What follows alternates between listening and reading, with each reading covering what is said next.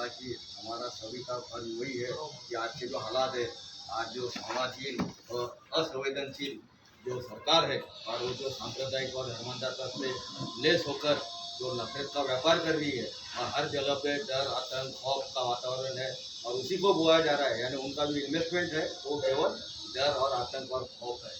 तो मैं तो ये कहूँगा कि जिंदा रहना है तो हालात से डरना कैसा, जिंदा रहना है तो हालात से डरना कैसा, और जंग लाजी हो तो लश्कर नहीं देखेगा, क्योंकि वे डरते हैं तमाम धन दौलत और गोला बारूद के बावजूद वो डरते हैं कि वो गरीब और नियत के लोग उनसे एक दिन डरना बंद करें। इसीलिए हमें डरना नहीं है और बेखौफ होकर यह लड़ाई लड़ना है। तो आदरणीय विचार मंच और सभी कॉलेज के उपस्थित साथी, तो हम जो महाराष्ट्र में मूवमेंट चला रहे हैं, तो अभी महात्मा फुले जी का जो सत्यशोधक धर्म था, तो उसकी स्थापना को 150 साल हुए थे।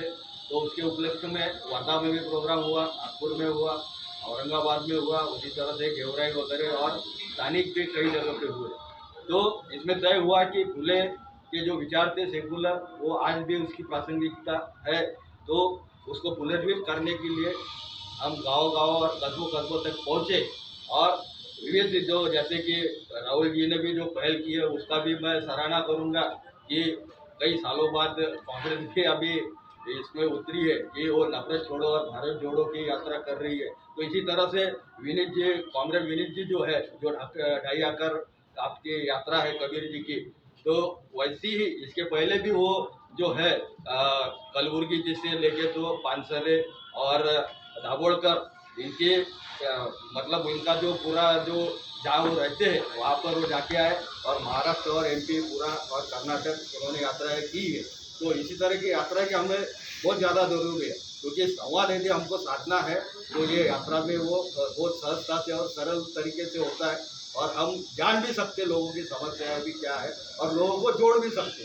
तो इसीलिए ये हमें ज़रूरी है कि हम पीछे एक बहुत अच्छी बात हुई है, कॉमरेड विनीत तिवारी जी वहाँ पे आए थे अमरावती में, कि वहाँ पे प्रगतिशील और जनवादी और उसी के साथ विद्रोही भी, मैं विद्रोही सांस्कृतिक का भी काम करता हूँ, आदिवासी का जो है उसमें भी करता हूँ मैं साहित्य का काम। तो ये सब जो संगठन है उनको हमको एक साथ आना है और हम एक साथ आएंगे।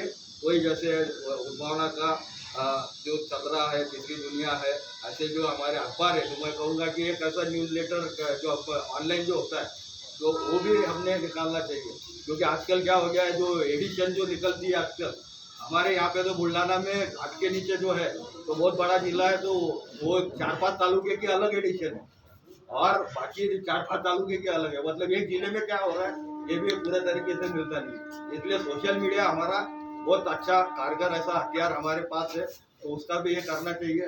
हमारे साथी केदार जी ने बताया कि बहुजन संवाद, तो बहुजन संवाद के अलावा मैं एक उबंटू उलगुलान करके भी चैनल चलाता हूँ। तो केवल 5 महीने में मैंने 8 लाख व्यूअर मेरे हो चुके हैं और उसी के अलावा 18,000 सब्सक्राइबर हो गए और व्यूअर्स भी उसको अच्छे रहते हैं।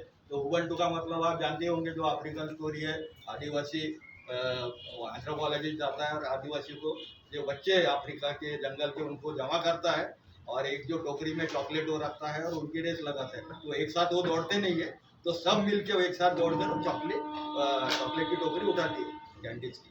तो वो पूछता है कि ये क्या है, तो वो बोलते हैं उबंटू। तो उबंटू बोले तो सामूहिक आनंद व्यक्त करना, यानी जो पीछे है उसके लिए रुकना और सबने मिलकर आनंद ये करना।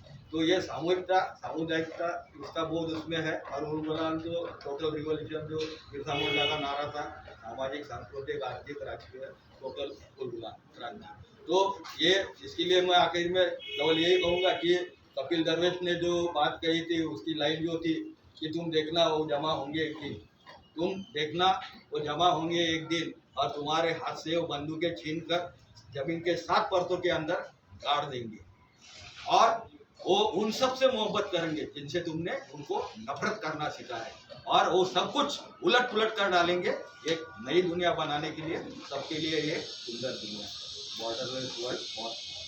तो इसी के साथ मैं मेरे 2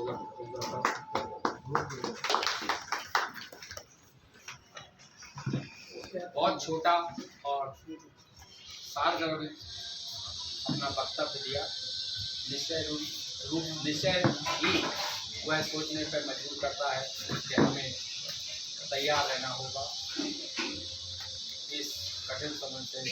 तभी हम लड़ पाएंगे जब हम सब मिलकर अलग अलग संगठन एकता के सूत्र में बन जाएंगे। अब आगे की कड़ी के लिए मैं साथी अभय नेमा से अनुरोध करूंगा कि आप अपने विचार रखें।